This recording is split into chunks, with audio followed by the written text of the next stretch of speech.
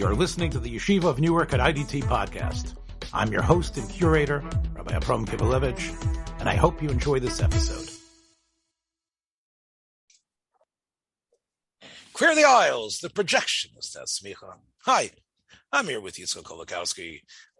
We want to start tonight, I guess, in a way, sort of an obituaries of two Jewish actors who passed away this last week. One of them had achieved probably a pretty great prominence, was almost an A-lister. That was James Caan, who died at the age of 82. And the other, Larry Storch, who I don't think nobody would ever say that Larry was an A-lister.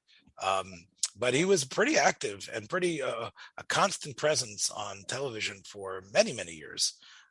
And somebody that Yitzchak you actually knew personally. So I met him once. You met him personally. He was at Monster Bash, and we spent a lot of time talking to him. We took a picture with him, and right. So he was very misfall that my kids could speak Yiddish. He was speaking to them in Yiddish. Said, So Larry, again, he was, part of a whole cadre, I think, of, performers of the, 40s, 50s, and 60s, Jewish fellows from the Northeast. He continued into the 70s, 80s. He was very, people don't know, he did a lot of voice work in a lot of cartoons. He was the first one to play the Joker in a Batman cartoon. That's so, before Mark Hamill, huh? Well before Mark Hamill, yeah. Are you talking about some of the, in other words, the Joker of the Super Friends, maybe? Right. Yeah. Well, we don't count those. No, seriously. Super Friends was barely animation. You know what I'm saying? It was only really the animated series was really when animation began for cartoons to capture who these superheroes were. Up until that time, it was just a way to sell the comic books. It was just the kids should have something to watch. But yeah, look, let's give Larry Storch his due. He tried to stay active. We talked a thing on this program. I don't remember if it was which episode, but we talked about F Troop, and we talked about his role as Agarn, and that I think you would probably say that was his most well-known character, right?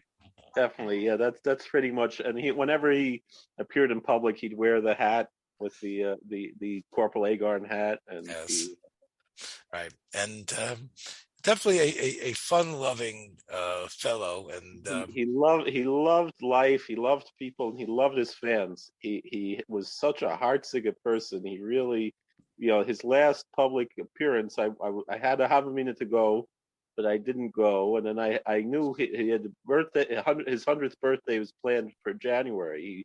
He made it a half a year to his 100th birthday, the 99 and a half exactly, Lemisparim.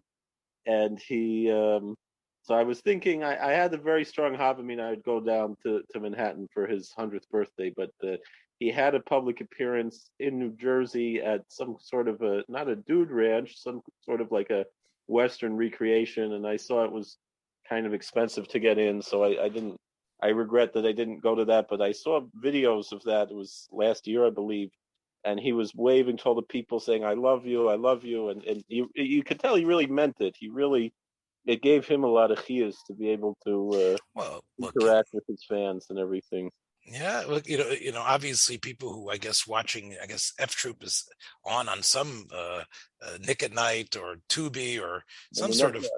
I remember it on Nick at Night back, when I watched Nick at Night in the 90s. That's I grew up watching. That was one of my favorite shows, really. But now I can't find it. I can't find it streaming anywhere. I don't know. It's a little difficult. Look, most of the others are already gone, including, Ken Berry and he just passed away. Ken Berry and Forrest Tucker. Look, again, we probably need Tom Shabilla here to tell us about the significance of F Troop in the history of television. But that's another show that went from black and white to color. That's right. So again, the first season was black and white, and it went over to color, and it changed. Yeah, and maybe we don't know if it got better or got worse, but I guess he I think was consistent. I'm sure he did. I'm sure if we look at him on this page, we could probably find him in hundreds and hundreds of programs.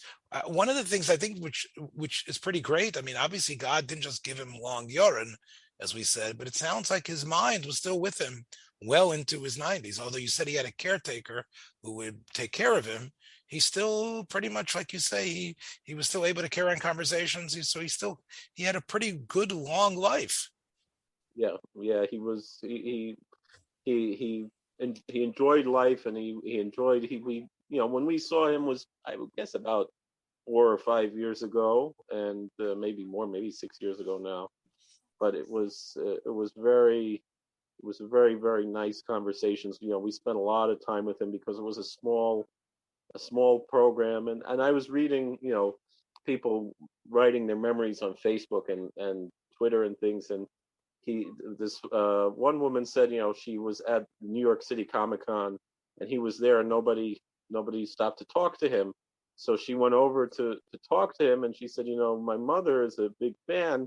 So he said, well, do you have a phone with you? She said, yes. So he said, well, let's call her, let's talk to her. So that was and what I remember, working as a chaplain. I think that was before I started working at Waymart, but I was working at Rockland Psychiatric Center, where I still work, and one of the patients there, one of the residents, had all kinds of very interesting delusions, and one was that F Troop was real historical part of the world, and that he was one of the soldiers there. And so when I mentioned this to Larry, he very sincerely, he wanted to send something to him, and I knew that if I would bring something to him, I'd have to bring to everybody. You can't give a piece of candy to one person and not to everybody in a situation like that. So unfortunately, I wasn't able to do that. But he was very he really wanted to reach out to this person where he was. And then when I showed him the picture of my family and I with Larry, this patient, he said, yeah, I remember, that was my corporal. We had some good times back in the 1870s, after the Civil War, because this guy's delusion was that he was in every war since the French and Indian War. He's been alive for about 300 years, and well, who knows? An old soul. I know that Larry Storch also was I think he did Borscht Belt stuff. I think he was a comic in the Catskills as well. I'm not sure exactly how many number one shows he did, but he was definitely known as a comedian before he was on television. Yeah, that was one of the things I saw again posted on Facebook was Rosemarie's daughter posts a lot of memories of her mother, who passed away a few years ago now. She also made it to almost 100 herself, Rosemarie. Yeah, she passed away pretty recently, and they were good friends, going back, and they were very young, and it's a picture of the two of them with David Niven when Larry Storch was very young. This was, I think in the late 40s, maybe. Sure. Well, again, I think I know that he actually played a serious role once in a while. I know that he was and Porgy and Bess, he actually, although that's a musical, I think he played a serious role there, sort of a mean guy, which was unusual. So he was able to do a lot of stuff.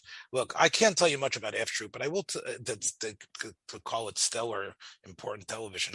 But I think one of the things F Troop had, which was, we talked about how terrible Hogan's Heroes was a couple of weeks ago, right? The idea of a concentration camp, but F Troop had sort of the same mentality, which is that what you see as the official roles that people have is really what's behind it. It's what's really important. That many times, it's a fiction, who's in charge and who's really, what your rank is. Even the roles of antagonists, of Indians versus the army. As we all know from, the Indians had to act as if they were fiercer than they really were, right? But really, Agarn and O'Rourke and and Chief Wild Eagle, they were the ones that really knew what was going on. So it's almost like society forces us to go into these fixed roles of antagonist and leader and follower. Whereas part of, I think, what F Troop was about was that underneath we're all pretty much all the same, and many times we sort of have to begrudgingly go along with stuff, but we really enjoy ourselves when we can throw that artifice away, and maybe that's a decent message, not to get so caught up in that. I think that's part of what F Troop was really trying to do. I think Agarn was, he was constantly in that mode, and that's why I think Forrest Tucker had to always. The image I have of him is always slapping him on the head with the like he's always hitting him on the head with something, right? With hat, kind of like Gilligan's Island, I think. Right. Sort of like it's sort of a little bit like Laurel, Stan Laurel. There was that chemistry between Forrest Tucker and him, had that sort of aspect to it, Abbott and Costello type of thing. So well, look, he should have a Lichte Gan Eden. I know James Caan, I can't really say much about him. There was a beautiful write-up in the New York Times by there just the other day about his significance and what he meant and his subtlety and greatness as an actor. He had a little bit of some roles in television before he jumped into movies. Francis Ford Coppola, of course, used him in a movie called The Rain People. I actually saw him in a number of films that made an impression on me. The first one, I guess, that made an impression on me was Brian's Song from 1971. It was I had actually read the book, which is actually Gail Sayers' book, which is called I Am Third. That Gail Sayers is meaning that first there's God, and then there's his fellow man, and I'm third. And part of where Gail Sayers got his faith and his sense of what was important in life was his relationship with Brian Piccolo. And Billy D. Williams and James Caan, young at those days, just barely men in their late 20s and 30s, Caan played Brian Piccolo, who was a New York boy who made it onto the Chicago Bears team as a sort of like a second team running back, but was diagnosed with cancer and went through an excruciating death. And the friendship that he had, the friendship in 1971 was very important to show, black and white.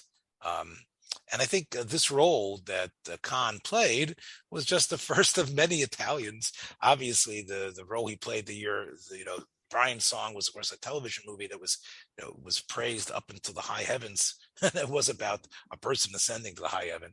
He was able to play a real, pretty good death scene. And, it was a double hanky movie, as they say. Very popular. It was rerun a number of times. And then, Coppola pegged him for The Godfather. Coppola actually wanted him to play Michael Corleone, who is really the main character in The Godfather. It's really not Marlon Brando. We talked about The Godfather a number of weeks ago with my friend Rabbi, with Mark Gottlieb, but really James Caan didn't want to play that role. James Caan actually urged Coppola to find someone else. He wanted to play a supporting role, Sonny, who, of course, Coppola filmed that incredible scene where Sonny gets shot at the, as you know, at the toll booth. But Sonny is the heir apparent, the one who should be the heir, it seems. I only know that from The Simpsons, but yes.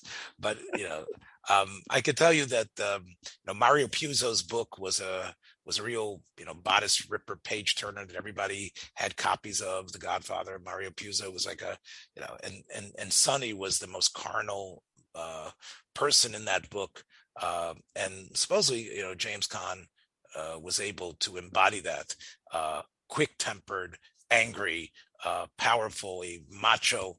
And that, I think, was the performance that, although he was in many, many things after 1972's Godfather, most people, just like with Storch and F Troop.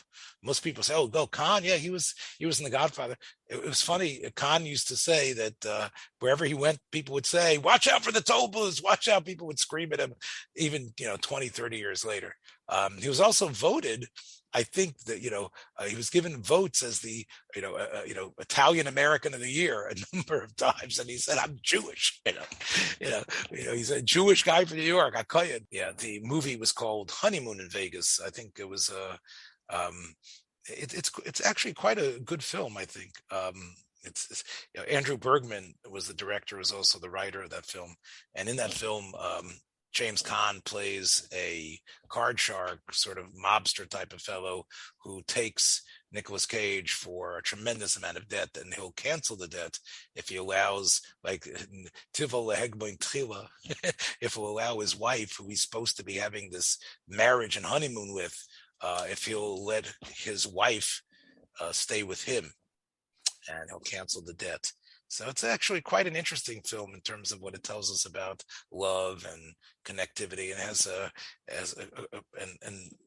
he plays sort of a tough guy with a little bit of a heart, but mostly a gangster type fellow. And I think it's unfortunate. Again, he did play a lot of roles in Misery. Of course, he's sort of Stephen King's stand-in in Misery, based on the Stephen King book about the writer who crashes someplace and ends up being taken care of by a deranged fan.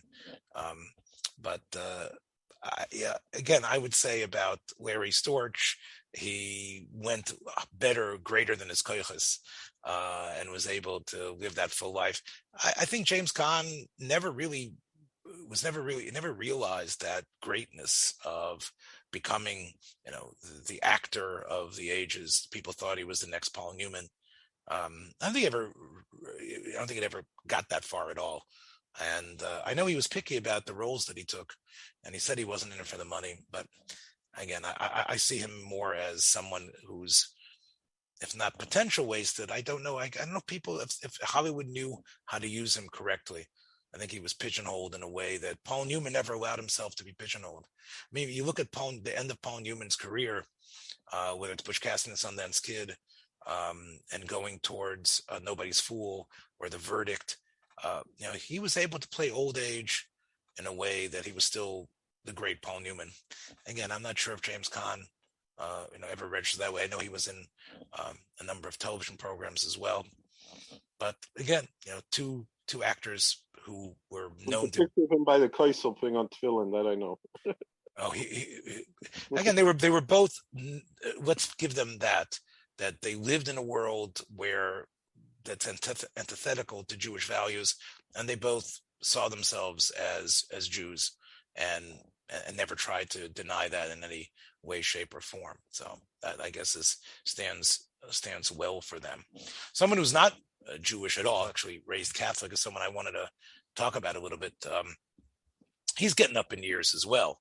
I think he's at this point he has been active. He also has all his Gedanken about him, Bob Newhart.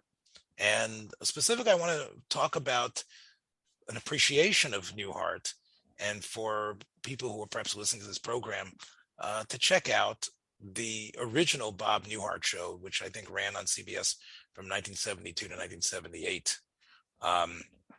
Newhart, of course, really took America by storm, which is very strange considering his laid back, sort of quiet, stammering attitude. His pauses and his wry sense of humor, it's very different than the comedians in the 1960s that made such a great hit. Unlike Mort Saul or Lenny Bruce, or even some of the comedy teams like Stiller and Meir, or the Smothers Brothers that we mentioned before. He was very different. He was not topical. He was not political. And yet his albums were the top of the charts, the Button Down Bob Newhart, and they were not meant to be cruel. They weren't. There was no sense of like a George Carlin or trying to really attack the the sort of the foundations and the pillars of society. They were just really riffs on sort of some absurd things that are happening in the world, sort of like a meeting of a funny description of a story of a driving instructor with a passenger, a student, the positing the possibility of how Abraham Lincoln would have difficulty finding a job today. Sort of, talking about sort of almost everyday matters, but in a way that was amusing.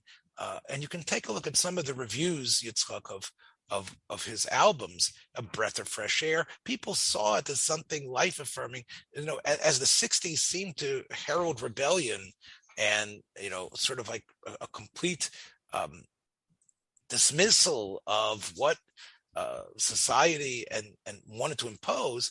Bob Newhart was sort of like comfortable. He was somebody who was non-threatening, could make you laugh about yourself, make you laugh about normal everyday things.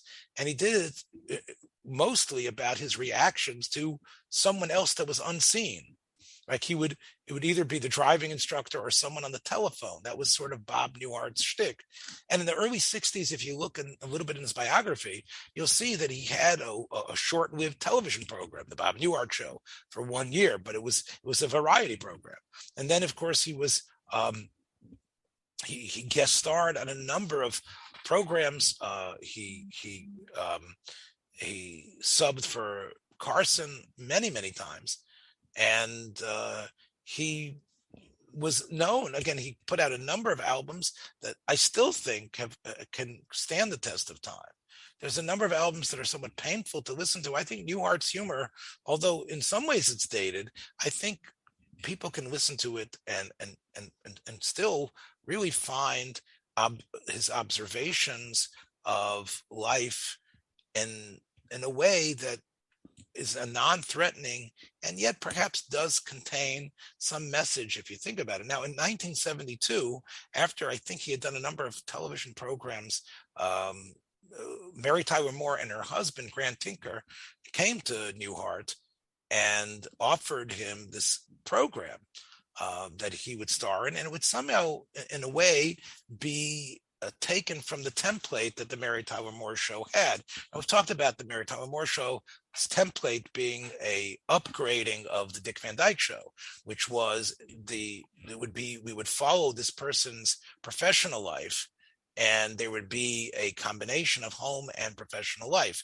That's really the Dick Van Dyke Show's modality. That's what Mary Tyler Moore did as well. And Newhart would do the same thing. It would also have an ensemble cast around him, with Newhart playing the main role, similar to Dick Van Dyke and Mary Tyler Moore. I think it differed in both of those programs in the fact that it did not have the type of developing, especially the Mary Tyler Moore Show, the developing supportive cast, where, as we've talked about, there was growth and development of those characters, whether it was Murray Slaughter or Ted Baxter or Georgette later or Lou Grant in the Mary Tyler Moore Show. The characters that surrounded Bob Newhart in his program, Carol Kester, who was played by the incomparable Marshall Wallace, his secretary.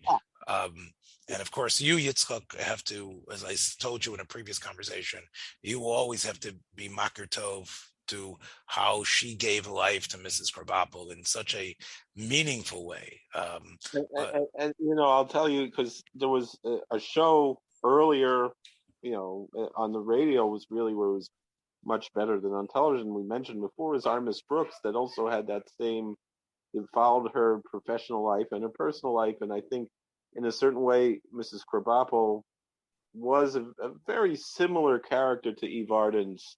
She was her own. She wasn't a copy of Eve Arden, but it was that similar type of a tone, I think, that really embraced Mrs. Krabappel. Well, look. Obviously, when it comes to animation, and the voice talent is crucial. Well, it's the same thing you're talking on of a radio show. Right, 100%. I would say that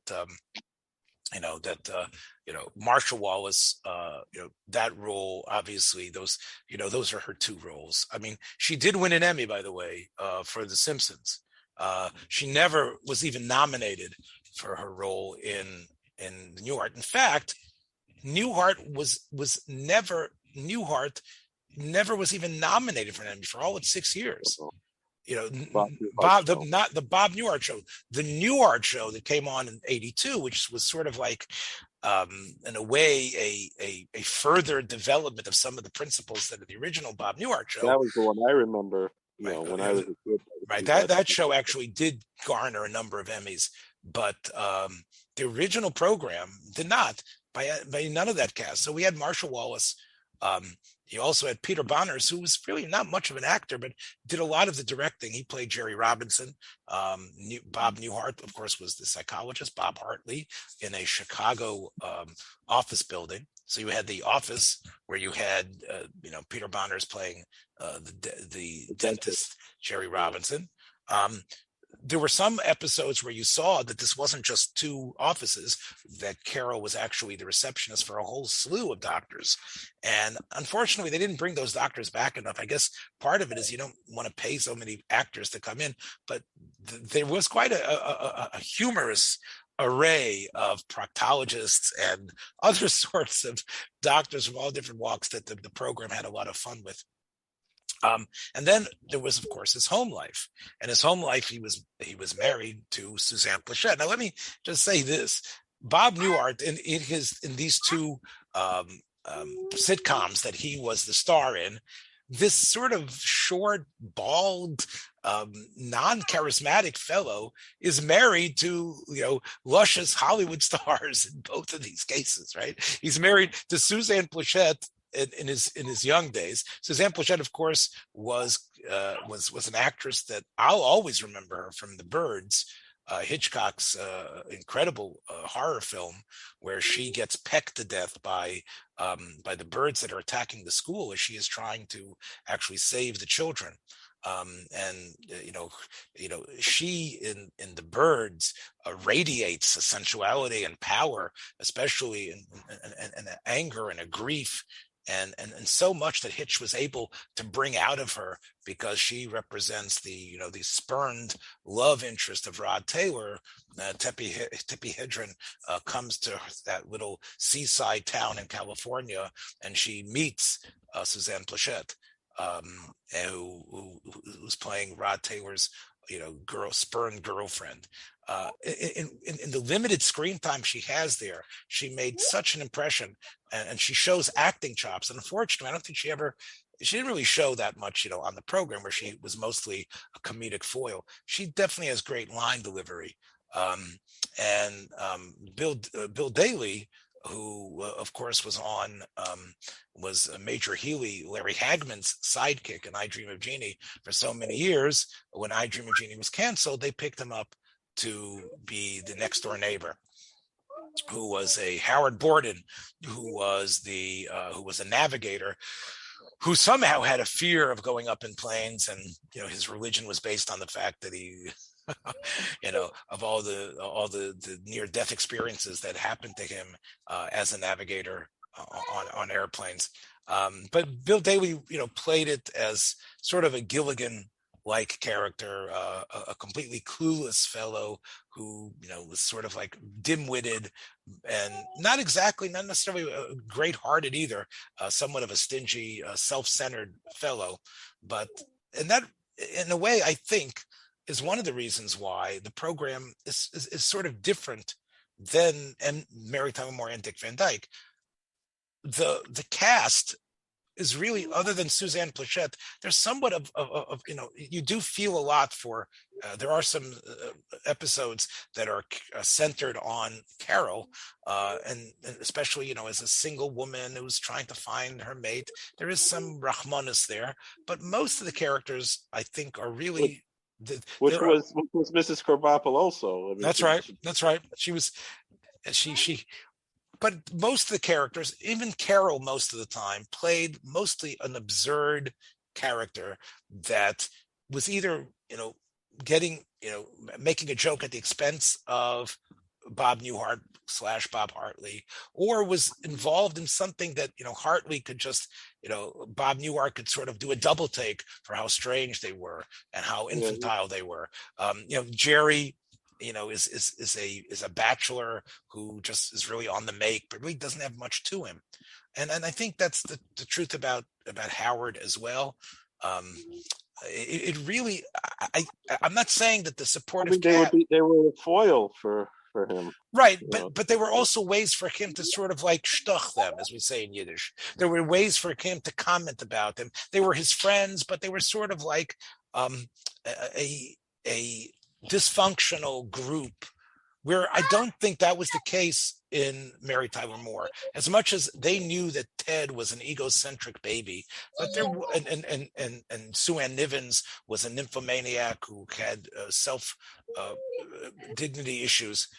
But I think that the characters really were drawn with enough firm rigidity that they had to be true to the character consistently. Whereas I think in the Bob Newhart show, those characters could really be absurd. They could be strange. They could actually either be different from one episode from the other. They didn't need the same sort of consistency. And I think that's, in a way, the weakness of the program. But from some perspective, it might be one of the great parts of the program, because they could explore topics and issues that other programs couldn't, because they just couldn't fit in. Like you couldn't necessarily have a faith-based program like the program I'm going to suggest. I think is one of the best of the Newhart on Hulu. And watching them, if you can stand the commercials or go for the what is it, Yitzchak? There's you can sign up for Hulu Plus or something, and you don't have the commercials. But it's too bad. But one of the episodes, it's from the second season. It's called "Somebody Down Here Likes Me." It's got John. You couldn't skip the commercials in the 70s, so I understand, but we get old, Yitzchak, and also there's also some dissonance when the commercial doesn't really jive with the time period of what you're watching. I wouldn't mind some 70s commercials. I wouldn't mind some Lark cigarette commercials or whatever it was they'd be playing for Pop-Tarts. But when the commercials are for all these different types of drugs, and all these drugs for depression or whatever it is that they're selling. That fits with the Bob Newhart show. Yeah, okay, you're right, but still. And that's another thing. There was another show that you had mentioned before that could attack these subjects, which was Soap, but it was much more absurd. This Soap had like an emblem of being serious that Soap never had. No, I agree with you. Soap had space aliens who took people's bodies over, right? But it had a lot of religious themes, but true. That's true. The difference between this and Soap is that this was respectful to the material that we're dealing with. The format. It was basically, you had to show him at work and that he wasn't just some sort of buffoon. Again, politically incorrect for today's standards. Obviously, he has a lot of fun. Hartley does. Although he seems to be dedicated to his patients, there's a lot of humor at the expense of people with anxiety, of people with issues, of people with anger issues, people that are antisocial. Mr. Carlin was one of the more famous of his recurring patients. There was group therapy sessions that were really completely not what you would expect a therapy session to be. Plus, there was no sense of client doctor privilege, because he would talk about all his patients with not only with Carol, the receptionist. He would talk to them about it with his wife and other people, totally against what should be. I know one very prominent frum psychologist who is also a rabbi, and he was the president of a shul, but he functioned both as the rav and the president. And all his drushes, I spent one summer there, and all of his drushes were he didn't mention any by name, of course, but he would talk about about his patients. Yeah, well, very openly. It's a good place to mine struggles and issues, but it's totally, again, The Sopranos. It was built. The framing device of The Sopranos was Tony talking to his psychologist, and the program does such a great job of how Lorraine Bracco, who plays the psychologist, is able to somehow keep her professional equanimity while she's dealing with this mobster and the challenge that she has. And I think that was, many psychologists will point to that program as, if not realistic, but at least having a psychologist and some of the real struggles that they have. Newhart, I mean, look, we know that Bob Newhart, we don't buy him as a psychologist. You know what I'm saying? He is a comedian, a stand-up guy who is, who's basically wry and a little bit nervous and self-conscious. And that's really, it's just a shtick to be able to poke fun.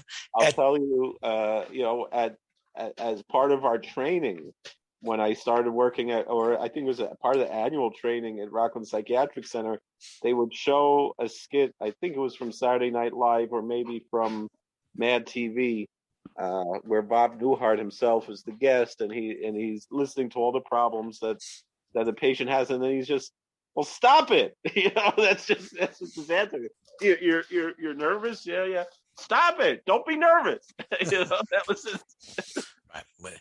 And again, the program, people talk today about, the evil that was Bill Cosby, but they mention the fact that, he played a gynecologist, he played an obstetrician gynecologist, which was, the character he played. Now, of course, Cosby, it was also just a stand-up comic, and similar to Newhart in a way, because for years they would just tell stories, and it was basically his records and Newhart's records were all really going, they all went gold, etc.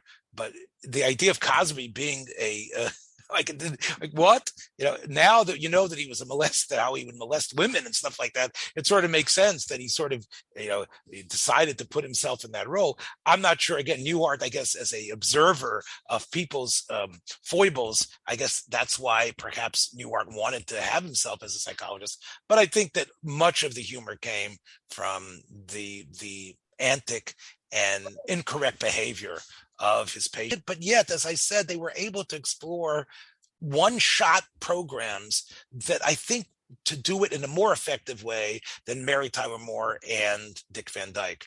And even though, there are great episodes that explore the jury system, let's say in Dick Van Dyke, or when Mary Tyler Moore, when she becomes addicted to sleeping pills.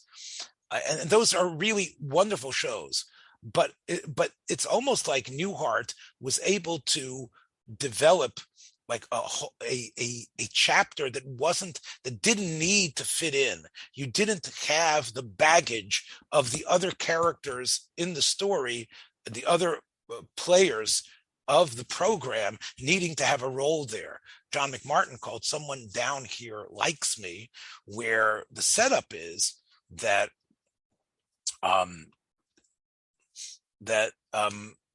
his wife Emily has bought at an auction, because of wanting to support the church, she's bought a Bible for $350, which I think someone wrote on the internet today would be a couple of $1,000. And, part of Newhart's character is, although he seems to live comfortably on a Lakeshore Drive apartment, he is a sort of quite a cheap fellow, and the program makes sure to emphasize this. And he wants to give back the Bible because it's too much. And he goes to the church to return that, and he discovers a very affable, witty, friendly fellow who is his minister, although clearly he doesn't show up to church that often. John McMartin plays the minister, and he really does a great job of what ministers and rabbis and people of the cloth and all religions who manage a church or a shul have to do, which is they understand that it's a business sometimes, and you have to pay the bills. You have a lot of tzedakah that you need to try to get, and when you're not so ready to just give back money, and you're not above using guilt in order to make sure that the person actually fulfills his donation the way he says so. But he actually offers some great wisdom. The episode was written by a Jewish fellow, Peter Meyerson. And I remember looking him up years ago, and he was quite a prolific writer for television programs. And he really gets it right, where he says, well, look, I'm not above making you feel guilty about, not wanting to take back your money. And eventually, it's a beautiful setup because, he's fixing the air conditioning ducts. And there's obviously a handyman or a person or an air conditioning specialist, HVAC specialist, who he's talking to before Newhart walks in to try to give back the Bible. And what seals the deal that he gives him back the money is you can hear the voice from above, sort of, so to speak, coming from the air conditioning duct about saying, Reverend Bradford, I'm coming down. And once you hear that, Newhart, does a little double take and gives him the money. But the program really becomes interesting when you realize that Bradford is friendly and affable and is not so comfortable in his job, because in his job, people expect him to be way above everyone else, that he can't have desires and interests and really have normal conversations and enjoy football games. He says he can't go to, he says sometimes he wishes he was a rabbi. So this way he can go to football games on Sunday and not be busy all the time. It really indicates what we both know. And this program is sort of like a symbol of it. The one we're doing now, that, well, how can rabbis know about movies? How can rabbis talk about anything? And he feels that consistently because he is the minister. Everyone treats him in a way that with an elevation that doesn't allow him to have normal human contact. He's always on. He needs to always send his message. And when he sometimes wants to, like, he talks about going to a movie with Bob, he mentions, because he comes to see Bob as a psychologist, and he talks about the fact that he went to see, which at that time was a very famous movie, you might have heard about it, Last Tango in Paris. You might have heard of that film, which was like sort of like a softcore porn film that was like an art film, and everybody went to see it, but were sort of embarrassed to say they went to see it. And he says, "Yeah, I saw it, but I had some of my parishioners there, and they were so embarrassed that I was there that they walked out." And it really, in a way, captures the idea of people who have religious feeling, who are good at their job, but maybe they haven't become the tzaddik, they haven't become the saint, they haven't become the complete role model, and their flock won't let them, and maybe for good reason, but it really captures that struggle. The other thing it captures is that when someone is known to be a minister, a rabbi, a priest, everyone around them goes into a sort of an artifice mode. And that's what happens when he comes, without wearing any collar, without any robes. He comes to the office, and Carol starts flirting with him. And he mentions, one of the things you're allowed to say, Yitzchak, is, even on a date, in a frum date, is you have a very nice smile. So he thought that's one of the compliments that he gives, Marsha Wallace playing Carol. But, she's wearing a very low-cut dress. And it turns out later with a slit skirt. And when she realizes that he's the Reverend, she all of a sudden is shocked, and she covers herself up.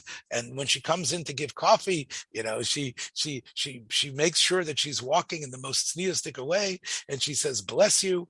And and McMartin playing Bradford says to Hartley, Newhart playing Hartley, "This is what's wrong." Says, "I can't be a regular person. And even if I'd like to continue my vocation, I can't do it because it's not like I'm on a ladder that everybody else is helping me climb on. I'm on a ladder that no one is there with me. And I think it's possible that had a person been elevated as one of the flock, with the flock recognizing that he's not a finished total product and maybe never will be, he wouldn't necessarily feel the restraints of living a life that is somewhat hypocritical. And I think that I've never seen a program more accurately capture what many rabbis and teachers go through. It isn't about being a hypocrite, because but it's about not being there yet, and people not allowing you to have those foibles, not allowing you to have not the slip-ups, but not even allowing you to be like one of them.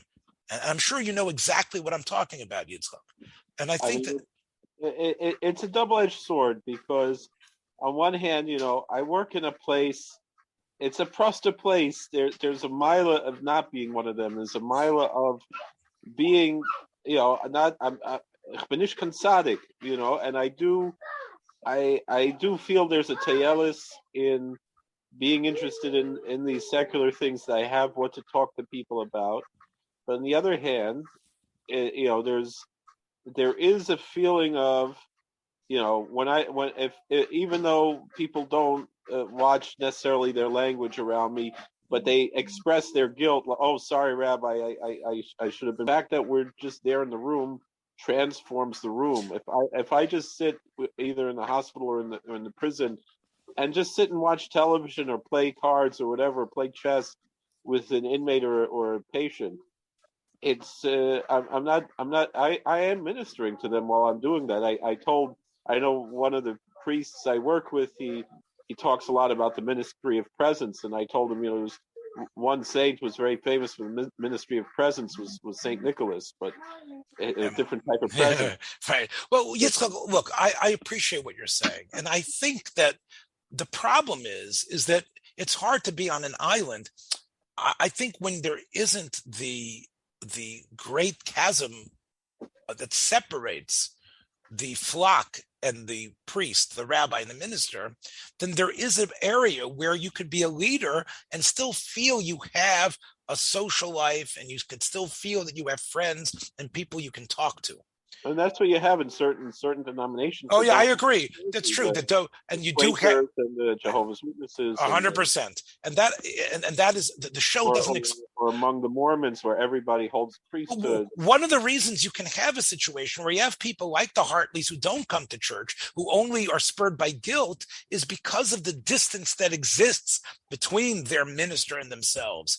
They expect the minister to be able to sort of give them elevation, but there isn't that sense of inclusion. So when you have this, this great figure above, and you just have to come in on Sundays once in a while and put in money in the plate, but where is the place that you meet?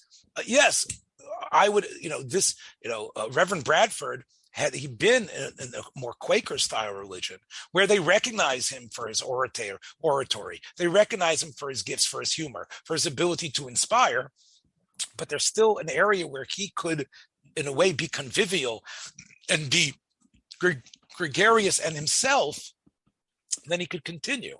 It is, as you know, it is hard being on. I know so many rabbis, Yitzchak, who need to take vacations, and you can't reach them. They have to go away, and they don't tell you where they're going because of the intense pressure of being on. Of course, it's a godly profession. It's a wonderful thing they do, but they suffer burnout if they don't take a vacation from it. And nobody knows. And I think that's really what this program does. And it's able to explore by bringing in this character that you're never going to see again, you never heard before. And Bob never goes to church.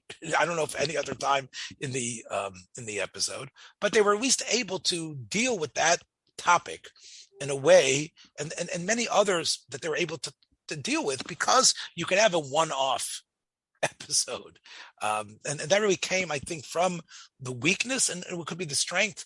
Newhart was, I think, really like an update of Green Acres in a way, where you really have a character who is sort of out of place. He runs this hotel in Vermont, and everyone around him considers him a buffoon, an egghead, someone that really doesn't know what he's doing. And all the characters there are really all the Newhart characters, whether it's the heiress who somehow is escaping her parents and is working as a maitre d', or the other fellow. They're all basically very thin, one-dimensional weirdos. They're funny, right? But other than him and his wife, I don't think there's really much there. And again, share a lot of the sense of absurd and deadpan aspect that he had in the original program. Obviously, the people who know anything about Newhart knows the ultimate shtick that Bob Newhart and company did, which is how he ended the program that you were more familiar with, the Newhart show.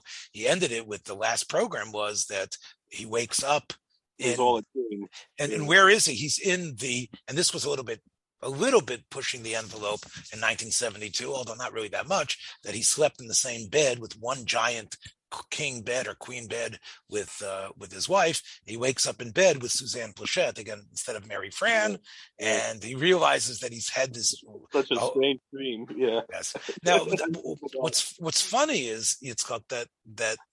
I didn't cop it when I remember when that was first aired, and I didn't cop it at the time because I didn't know about the other show until much later, and then I put two and two together afterwards. But it was supposedly the studio audience had no idea, and none of the cast besides Newhart knew that they brought in. It was very secret how they brought in Suzanne Plachette, and when they saw that bedroom from the original Newhart show, the studio audience couldn't control themselves. They were in such shock about what they were seeing that it was just seeing the setup in the bed was like you could hear the authentic. It wasn't a laugh track because it was like the greatest. And most people say it's the best, most inventive ending you could come up with. And really shows again how Newhart was essentially that same character that some TV executives decided to make him a psychologist here and make him a hotelier over there. I should tell you though, by the way, that not many people know that at the end of the 5th season of the Bob Newhart show, Emily is pregnant, and so is Carol, who has gotten married on a lark. She's gotten married to someone right? So, and Newhart fought tooth and nail about this pregnancy coming to fruition. He said, "Oh, that's a very funny show what you wrote, but who's going to play Bob?" Because he did not want there to be a child. He said that is a television trope when there's a child and the father doesn't know what he's doing. And he says that's been done so many times. He says, you want to put a kid in the show, I'm leaving the show. So what they ended up doing was saying that it was, I think the beginning of the 6th season, they said it was a dream. So the idea of Bob deciding to blank out the past of what had been part of the television reality becoming a dream, they actually done that in the old Bob Newhart show, where it turns out Carol was not really pregnant. Emily was not really pregnant, and I don't think either Carol was too, because Bob did not want to resort to the idea of let's bring in a kid, which Bewitched and many other programs did. Let's bring in Tabitha and let's bring in a kid. That's a way to keep the program interesting and people being involved. Even Lucy, of course, which they had to do because they needed to somehow cover up Lucille Ball's pregnancy. But that's something that Newhart refused to do, and that shows, I think, a little bit of his integrity as a performer. Another thing I should mention before we sign off is that the show resonated for me because I, was a kid in Memphis, and television was a way, these sitcoms, to tell me that there's a place called Minneapolis, there's a place called New Rochelle, and this really explained to me and showed me scenes out of Chicago. The program starts with many classic images of Chicago: catching the L, going downtown, the Chicago River. These are by Lake Michigan. And Newhart, because he was a Chicago boy, because he was from Oak Park, which is a suburb of Chicago, he wanted the program to be based in Chicago. And I have to say, although Mary goes to Minneapolis, there aren't any you don't have Minneapolis as an iconic place other than the snow and the ice that the program always talks about. Whereas in Newhart, there's constant references to the Chicago streets and things that are happening in Chicago. And it was about time. So much of Hollywood was New York. Hollywood and television was New York. The sitcoms were based in New York or someplace like New York, whether it was The Honeymooners or I Love Lucy. So I think, 54. It's all in New York. It doesn't make a difference which soundstage it was. It was nice to see Chicago finally get something. Of course, Chicago came in again, of course, with Good Times, which was also based on a Chicago housing project. Somehow, I don't know how Florida somehow went from Tuckahoe County, wherever it was, Tuckahoe, Long Island, with Maude. She ended up somehow ending up in Chicago. But I give Newhart credit and he himself for trying to make Chicago a character in the program, at least to flesh out. Again, obviously, the production values didn't actually allow them to stride there. But as a 20-year Chicagoan, watching the program again, I appreciate hearing those street names. Really accurate as well. The one thing, of course, that doesn't happen in any of these shows, as you know, Yitzchak, is any sort of fealty to the accents of the Midwest. Right? The idea of actors really sounding like they come from the places they're supposed to. That's something that's somewhat later in television and movies, where they had dialect coaches that would allow people to speak in a certain way. Most of the time, it's just a hodgepodge of various accents, but still. It was my first taste of what Chicago was like, and it was a place I spent 20 years of my life. So I guess it rings in some way. I have a sentimental connection because of that. Well, my friends, that's about it, my friends. A sentimental as well. And we'll catch you hopefully next time. Watch your step on the way out. Be well, everybody. Bye-bye. Thanks for joining us for another episode from the Yeshiva of Newark at IDT Podcast. Be sure to subscribe on your favorite podcast app so you don't miss a single episode.